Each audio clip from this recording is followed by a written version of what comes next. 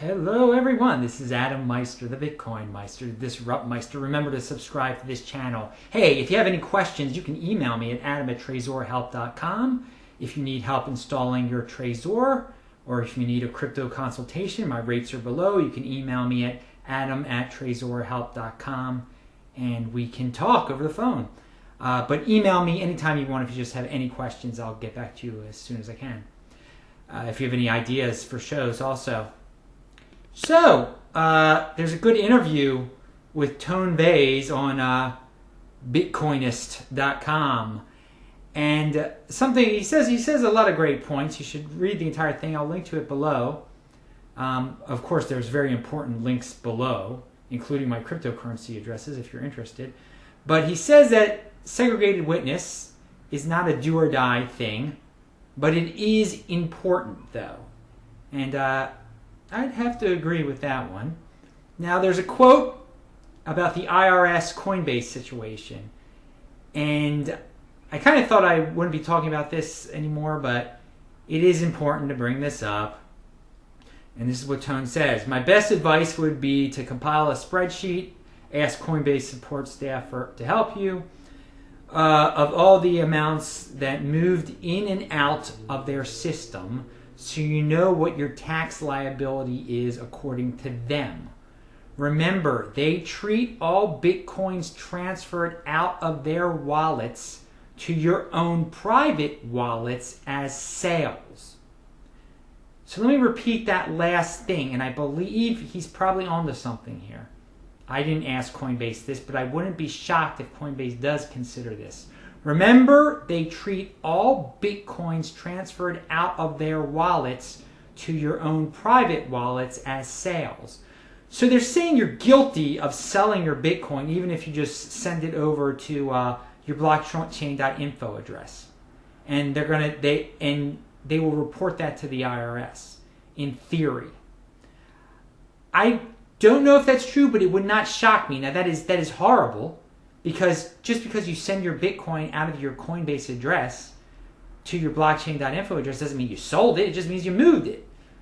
Now, I also, and I have been saying this all along, that I believe the IRS is probably only cares at this point, about people who were buying on Coinbase or sending Bitcoin to Coinbase and then selling large amounts for US dollars for profit.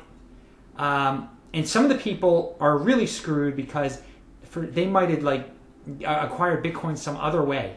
$10,000 worth of Bitcoin, let's say. $100,000 worth of Bitcoin. I don't know. And they decided to send it to Coinbase and sell it there for US dollars. Well, I think they're going to pay attention to you, okay? So that's if you're in that top category where you have sold lots of Bitcoin on Coinbase for US dollars, that's where you're going to have to talk to the IRS probably. That's what they're looking. I'm sure that's what the IRS is looking for. They're probably not looking for people who've transferred it out to blockchain.info without really selling it. But in theory, eventually you could have to explain yourself. So you're going to have to keep records of your blockchain.info addresses, of your Trezor address, of anywhere that you've sent your Bitcoin to, just in case you have to explain it to the IRS one day. And as Tone points out, the IRS might not understand this is a new technology. But again, going back to what I have said all along, if you haven't sold lots of Bitcoin on Coinbase for US dollars, then you're probably not going to hear from the IRS because of this situation very soon, at least. So as I hear more and more things, I will try to keep everyone updated. I don't want to scare anyone. I don't want anybody to panic. Wired.com. One of my great viewers, what's his name? Hedgehog? Oh God, I'm butchering I didn't write down his name. He told me, he's a good guy though. Thank you for this. He sent me a Wired article about Bitcoin. Bitcoin, the future of Bitcoin is not digital currency. This is on Wired. I will link to it. It is a FUD article written mostly out of ignorance by this person, doesn't know that much about Bitcoin. Well, I mean, what can you expect? But it gets into the situation with Circle. Circle is a company where you could buy Bitcoin from, but over time they've made it harder, and now you're not going to be able to buy Bitcoin from them anymore. They don't want anything to do with Bitcoin anymore. And it's just kind of funny because they used Bitcoin as kind of a way to popularize themselves, get venture capital funding, and now they're dishing Bitcoin, which is cool, I mean, that's their right, whatever they want to do. But just so you understand, just as people are using the name blockchain now to get publicity, to help get themselves funded, people just jump on trends they think are going to get them funded, and they can kind of be a part of it, then kind of ditch once they've revealed what their true intentions are. Whatever, Circle could do what they want to do. But just because Circle is rejecting Bitcoin, it doesn't prove anything. I mean, are they the decider of what is legitimate here? And so here's a quote. Well, all these years later, and when he's saying all these years later, it's not even that many years later, Bitcoin is certainly not a mainstream digital currency. And Circle's decision to stop operating as a Bitcoin exchange is just the latest sign that it won't become one anytime soon. Again, the Circle doesn't decide if Bitcoin is a legitimate mainstream digital currency. I mean, what do they even consider to be accepted mainstream digital currency? I mean, that's up for interpretation. You go to another country, they want to get Bitcoin now. They want Bitcoin now. Is Bitcoin going to become the official currency of the United States? No. But I mean, you have to remember also, this is along the same closed-minded type of thinking from 1995 when people were saying that the internet will never be legitimate. It will just be for pornography. It will just be for illegal activity. It'll be useless. I mean, it's exactly what they're saying. Some huge company hasn't accepted the internet yet, so clearly the internet will never be big if company X never accepts it. I mean, that's just what they're saying about Circle.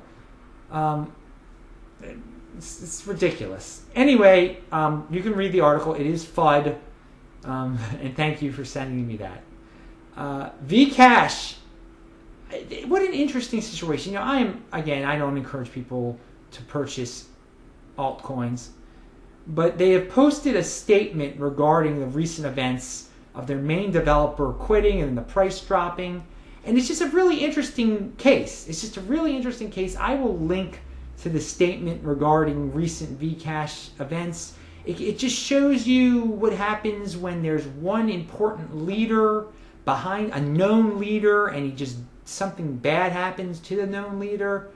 I guess you don't want your cryptocurrency controlled by or associated with one person. I know Ethereum is associated a lot with one person. I'm not saying he's going to disappear one day and write a letter, but this is just an example of what can happen. And during all this madness, the volume of trading of Vcash has gone through the roof. I don't know, maybe the guy's dumping all his Vcash. I don't know. A lot of people were dumping it, obviously, because the price went down. But it's an interesting case, so check out that link. Okay, so people continue, as I guess we get into prediction season here. It's the end of the year. People like to make predictions. And I guess I'll make predictions. I'll make educated predictions based on people like Tone Vays, Vinny Lingham, people who give logical explanations. That's why I love to bring up the thinkers of Bitcoin. It's important to familiarize yourselves with the actual thinkers of Bitcoin, the people who use rational thought and logic to come up with Bitcoin ideas, Bitcoin predictions, and they're just creative, thoughtful, and you might not always agree with their opinions, but at least they're using logic and they can explain themselves. They're human beings making predictions, making statements. So with all that in mind, we have something called webbot out there that I had never heard of before, before this year. And once you get into the cryptocurrency space, you get into a lot of other things that are parallel to it. Alternative news, these doom porn people who think there's going to be World War III every single day, like Gerald Celente. And he's terrible. I mean, his predictions, you can look up Gerald Celente, his predictions from last year, and half of them are wrong. I mean, lots of them are wrong. He keeps saying the same thing. I don't know what logic that man uses, really. But at least he's a human being making predictions. This webbot thing, you read about it, and I will link to 2 links that give predictions of webbot from years past. And these predictions are totally off the wall, never came true, and people just decide to forget about them. People were just like, well, webbot predicted this. Dude, if you make enough predictions, and some of them are even silly, some are going to come true. But God almighty, some of these predictions webbot has supposedly made, first of all, they're all up to interpretation. The guy behind it charges $10 a subscription or whatever he charges. And it's a business. And if people are willing to pay, they're willing to pay. I'm saying I'm not willing to pay. I think the predictions are ridiculous. I will link to, and that the logic behind it, that it scans the web and then it takes certain words and interprets what those words really mean. And some of the words are really silly words too that you wouldn't even think mean this. Here's another hint for you guys. Okay?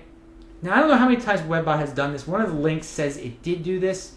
When something starts to make insane predictions about the Jews, the Israelis, the Zionists, or some sort of dark combination of all of them, when they start to make some weird, like out of the blue, they control the world type of prediction, or they're going to blow up the whole world, or they're behind some alien race, it's not happening. It's not happening. That's one big hint right there. One big hint. Israel, Zionism, Jews, and insanity. It's not happening. Okay? And I'm Jewish. We don't control the world. I mean, I'm sad if you believe that. I mean, I guess you can believe that. But so going back again, the predictions of the webbot that I will link to. I mean, this is ridiculous. Earthquakes, volcanoes. This. So you can make. Go ahead if you want to believe it. Believe it. It's a complete waste of your time. It's a complete. I mean, unless you like science fiction stories or conspiracy stories, or you get a hard-on talking about conspiracies about Jews. I mean, if that's your thing, then cool, whatever. I mean, maybe I can tell you some Jewish stories if you'd like to hear. I mean, I've experienced. There's some pretty silly Jewish people out there that I know. I can tell you some hilarious stories. Anyway, and they don't involve like taking over the world or secret plans or propping up different, Anyway, so that's my little thing today. We got off a little bit of a tangent at the end there. But again, I know people aren't going to stop talking about webbot on my thing. I mean, I guess there's really nothing I can do. I've tried to tell you how ridiculous it is. And I will get, and the cool thing about this that I love it, is how many downvotes I will get because of this. Because there's just, people are like, they're just so loyal to it. They're like, they can't accept another, it must be right. I mean, everyone wants a messiah. Everyone wants this simple answer to life's problems. Like, oh, the machine, it knows all. It must know all. It's not that simple. If people are wrong, I'm wrong. My predictions are going to be wrong, okay? I just told you about smart people like Tone and Vinny. They're going to be wrong sometimes. But you gotta use logic here. You can't get into conspiracy nonsense or just believe might be a scam for a guy to sell newsletters, okay? Don't be gullible. Be if something seems too good to be true, it probably is. And when someone makes predictions, you can go check their predictions. Don't just like take their word for it that they've been right every year, like Gerald Celente, who's wrong every year. I'm Adam Meister, the Bitcoin Meister. I will talk to you later.